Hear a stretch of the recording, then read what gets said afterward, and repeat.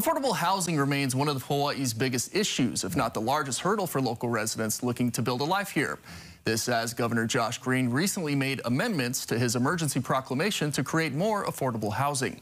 Joining us now, the University of Hawaii Economic Research Organization's Justin Tyndall, an expert on housing policy and urban development. Aloha and good morning, Justin. Thanks for having me. Thanks for joining us. So Governor Green just had this amendment to his emergency proclamation. Part of what it has is restoring environmental review, conserving historical resources, and restoring more zoning. Now, these can be good in a silo, right? But when it comes to building affordable housing, sometimes this can be an impedance.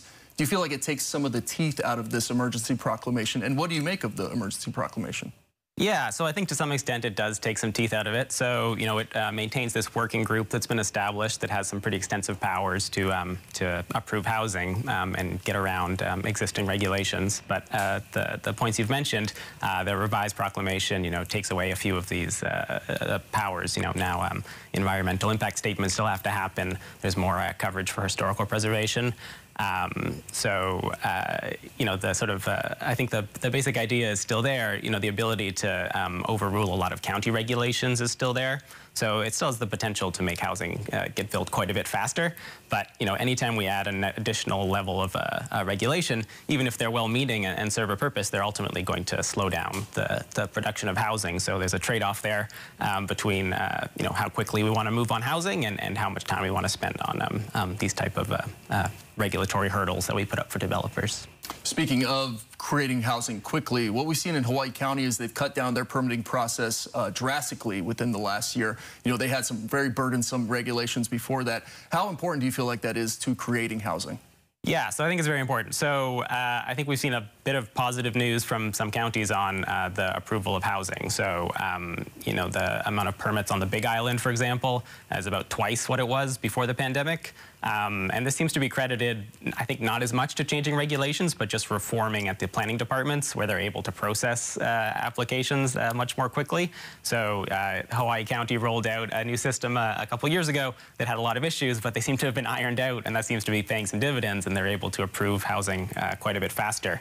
Honolulu has had some progress as well. New planning director, there's been some reforms. The number of permits issued in Honolulu are up, though it's mostly for renovations and alterations, not necessarily new housing, but there's some promising signs that, you know, things are at least speeding up a little bit. And, you know, that's a really important factor for developers. So not only does, you know, long delays make housing take longer to come online, but it just might make some projects not worth it at all if the delays are too long. So if you think of a developer who might have to wait 2 or 3 years before they can, you know, sell their product, that's an enormous cost, as well as uncertainty. You know, ultimately it might get denied. So, you know, all those things add up to developers maybe walking away from projects or not even proposing them to begin with. So having a lot more certainty and speed in the permitting process, you know, is very important. Just building housing in general, building housing inventory. I saw an article in the Financial Times that said it helps lower rent as well, any kind of housing. How important is just building housing to getting our housing costs down? Yeah, I think it's pretty much the whole game. So, you know, there's this concept of like supply skepticism out there. You know, people talk about, you know, not being convinced that building new housing is going to affect rents. You know, but if economists have anything to offer the conversation, it's that, you know, supply and demand have, you know, consequences, and prices are really just an outcome of supply and demand. So if we build more housing, we're going to have lower rents. And this is, you know, true in theory and in practice. So Minneapolis is an example people use recently. You know, they've had some pretty aggressive zoning reform. They've built more housing, and they're really the only city in the Midwest that hasn't seen large rent increases. Rents are going down in real terms. So, you know, there's a lot of evidence that if we are successful in building more housing, you know, we'll see lower rents and lower prices in the housing market. Yeah, hugely important topic. Justin, thank you so much for all your research and for spending time this morning discussing it. Thanks so much. All right.